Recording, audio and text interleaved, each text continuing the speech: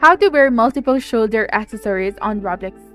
Hello and welcome back to our channel. In this video presentation, we are going to demonstrate on how to wear multiple shoulder accessories on Roblox. It's a simple process that can enhance your avatar's experience.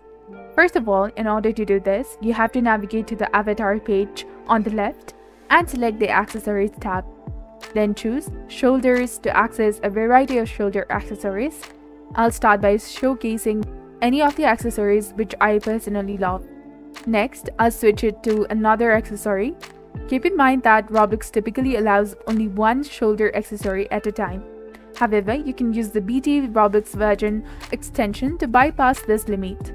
Simply install the extension, access its settings, and enable the necessary tools.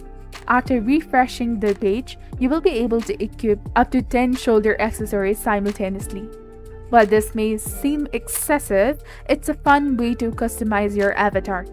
Remember that this method is safe and does not involve hacking the game.